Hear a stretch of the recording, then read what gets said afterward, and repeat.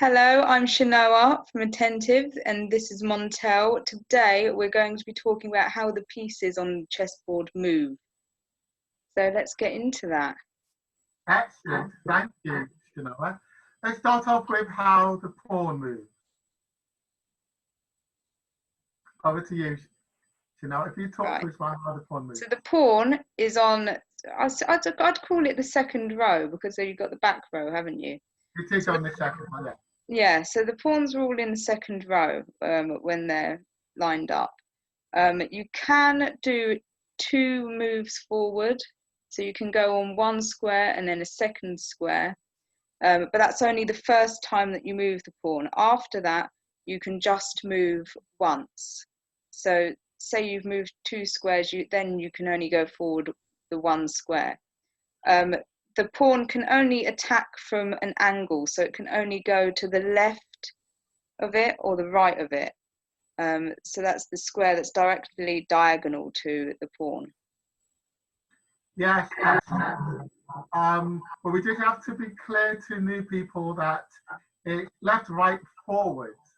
So not just left and right. They might think that it's to the side. Yeah, another thing also that I learned from working with Montel and learning is you can't attack backwards. You can only move forward with a pawn. So it's left, right, the square right in front of it, but you cannot go backwards or sideways or any other cool things like that. So straight forward. Yes, absolutely right. You can't move back. It's the only piece that you cannot move back. On all the other pieces, you can move back, apart from, quite rightly, as you say, the pawns. The other thing about a pawn is they cannot jump over a piece, and if there's any piece in front of it, it must stop there. What happens when the pawn gets to the opposite end of the board? You can promote it, can't you, to any of these pieces here that's right in front of it that you've got in that square there. You can promote it to either a queen, a bishop, a rook, or a knight. Absolutely. The ones that you tend to promote it to would either be a queen, or occasionally you may decide to promote it to a knight. But a queen is far more valuable than a knight. You'd only ever consider a knight if by promoting it to a knight, it would mean checkmate for your opponent. But apart from that, you'd almost always promote it to a queen. And that would mean that you can have more than two queens on the board. You can actually have as many queens as what you can get pawns to the end.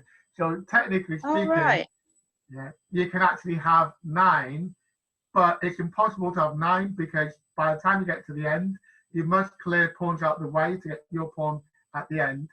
So if you managed, technically it's only possible to get 6 pawns to the other side of the board, and that's because the way they take diagonally, they must have taken another pawn, which means they must have taken your pawn as well. Okay, so you can have more than one queen on the board. Let's go over to the castle and the rook. Right, the castle or rook can go straight forward or it can go to the side of the board. It can't go diagonally, unlike the other pieces. So yeah, you can just go straight forward or sideways. How many can it move? Can it move as many as it wants? Yes, it can move as many as what it can, as long as they are what we call legal moves. Legal moves means it must stop if there's another piece in front of it. So again, unlike a knight, it cannot jump over any piece. It can't jump over its own piece. If it encounters another opponent's piece, it can take that piece or stop in front of it. Yeah. So if the column was completely clear, it could just go straight to the end. Yes. Yeah. But if it runs along a pawn or a different one, it just has to take it and stay there. Yes, or stop in front of it. Ah, right. And knights. Right, the knight. I like the knight best. I think I'm biased here because it's horses and I like those too.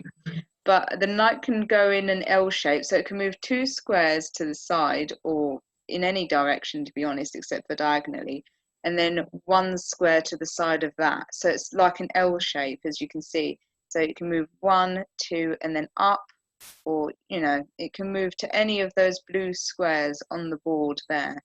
But it always moves in an L shape. It can jump over and other pieces, can't it? It's the only piece on the board that can do that. Yeah. And what you can tell from how we position, why is that feedback? Okay. Anyway, what you can tell from how the knight is positioned, if it's in the middle of the board, it can control maximum number of 8 squares. Controlling means it can take an opponent's piece on any of these as long as they're applicable to be taken. If it's in the corner and it moves in an L, it can do as few as 4. If it's over here, it might be able to just do, well, it can still do 4 if it's here. But if it's right here in the far corner, it can only do 2. So the nearer you get a knight to the corner, the fewer squares it controls. So they are more powerful in the middle of the board. Let's go over to the bishop. Right, the bishop can only move in diagonals. It can only move, as you can see there where it's highlighted, either left to itself or right to itself. It can move backwards and forwards, so it doesn't have to be like a pawn and just keep going in the same direction. But it can only move in those diagonals that are highlighted there, or you know, wherever it is on the board, it can move diagonal to where it is. Yes, and what you have is a white bishop on white squares and a white bishop on black squares, and the opposite on the other side. Let's go over to the queen. Yeah, the queen can move one in, well, it can move in any direction really. That's why it's such a valuable piece, is it can go sideways just like a castle, it can go up, it can go diagonally. You know, any of those that are highlighted blue, it can move in those directions. So it's not limited in the way that it can move. It just can't jump over other pieces like the knight can it? Yes, it moves like a castle and a bishop combined, and it can move one, or it can move to the end of the board, whichever it chooses to do. As you said, all those highlighted pieces. What about the king? How does the king move? It can only move once at a time, can't it? It can. Yeah, And being the most important, he's a bit stuck for what he can do. But yeah, he can only move in once in any direction, so he's not as free as the queen to do it as he wants. But then, as it says here, 2 kings can't meet, can they? no, that's exactly right. There must be at least one square between 2 kings. So if the king is here, they cannot go onto the squares next to each other. So does that mean that a king can't take another king? You can't call check or checkmate with another king then? No, you can't. Ah. And a lot of people don't know that, do they? No, well, I've just pondered it out. I'll just go, oh, that's funny. So I assume you've not been taught that in your time that you've been. No. Well, I only did it when I was younger, didn't I? And most of it went out my head before you started teaching me it again. But no, I didn't learn that. Okay. I was saying to another student that I come across lots of people who've been playing chess who didn't learn the rules first of all. Yeah. Well, that's what you get when you get 2 amateurs playing together and learning together, isn't it? You need someone that actually knows all of the rules. Otherwise, you know, you're left just going, oh, I think that goes there. I think that's a legal move. We're fine. We'll just keep going. But yeah. Okay. Now let's talk about what the king cannot do. So first of all, the king cannot move into check. Let's assume there's an opponent bishop here in front of it. These squares along this diagonal are controlled by the bishop. So the bishop is unable to move onto that square or this square. Okay. It cannot move into check. If it is in check, let's assume that there's a bishop here. There's 3 things a bishop, a king can consider doing. Number 1, blocking the direction that the check is coming from. Number 2, taking that piece. If taken, it's legal and it comes out to check. Okay. Or number 3, having another piece take it. Okay. So it's really either moving out the way, blocking it, or taking it. Do you understand that? Yeah, that makes sense. Excellent. Okay, so just a quick recap on how the pieces move. We have here the king moves 1, bishop moves as many as what it can in either direction diagonally. The rook or the castle moves straight, and the queen moves like the bishop and the rook combined.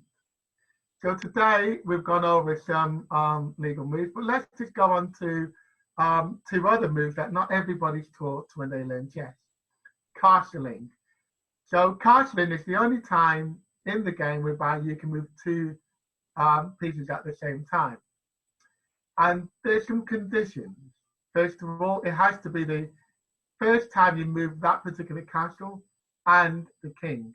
So if you don't move, this is called the castle on the king side. That's called the castle on the queen side. So condition number 1 is the king's first move. Condition number 2 is the castle's first move. If you move this castle, you can still castle over here. If you move that castle, you can still castle on the queen side. Okay. The next condition, you must move these pieces out of the way. The 2 here and the 3 here. Okay. And then the next condition is when you castle, the king cannot be in check. Okay, you cannot castle into check. Did that make sense? Yeah, because we just went over that the king can't be in check, didn't we? Yes, we did indeed. Yeah. So this is when you castle on the king's side. What you do, you move the king 2 places to the right, and then the castle goes next to it. Castling on the queen side, you move the king 2 places, and the castle goes next to it. Okay. Any questions on that? Well, I suppose we should just explain to them what the benefits of castling are. Yeah, so the benefits of castling is it protects your king. It moves your king towards the corners whereby it's harder to get, and it links up your 2 castles. When these 2 are on the same, both together with no other pieces in between them, they become a lot stronger, a lot more powerful. I like to think of it as the king's retreating to a castle so he can't, get hurt in the war. Yes. Then the next move that not everybody's taught is something called en passant. Can you remember what en passant is and how it works? One of those moves that always goes out of my head. I was saying yesterday, wasn't I? So, But yeah, en passant is if you are white and you are on this rank. Normally, black can move 2, as we've identified, like here. Or here, they can move 2. They can move 2 onto this rank. Now, with en passant, on white's next move, it is a time in the game, because they take this way. White may choose to use the move en passant, which means it will take the black pawn by moving to here. So it would act as if the black pawn has only moved 1, like here. Yeah, and you can only do that in the first move, can't you? You can't do it when they've migrated towards the middle of the board. Exactly. Yeah. So just to say that again, if black moved here and white chose not to take that and it chose to move another piece, a knight or some other piece, and then black moved again, it can't then go back and do en passant. It must do it on the next move. Otherwise, it loses its right to use that. Okay. Now we're going to talk about check. And we'll very quickly do this because we'll do it in more detail on the next video. The quickest way to call check would be white moves, black moves, white moves, black can then bring out its queen because it can go diagonal. And it can move on to this square, which means check is attacking the king. Now remember, the king can do a number of things. Number one, take the piece if it legally can. No one can take the queen, so that's ruled out. Number two, move out of the way. It can move on to the right square. Or number three, block the check. And it can block it by moving the pawn. All right, okay. Any questions on check? Although we go over to it in many other positions and many other situations in the next video. I can't think of any questions personally. It's quite simple, really. Is it if you've got a piece that's threatening it and forcing you to move, your opponent to move, then there you are in check, isn't it? You are indeed.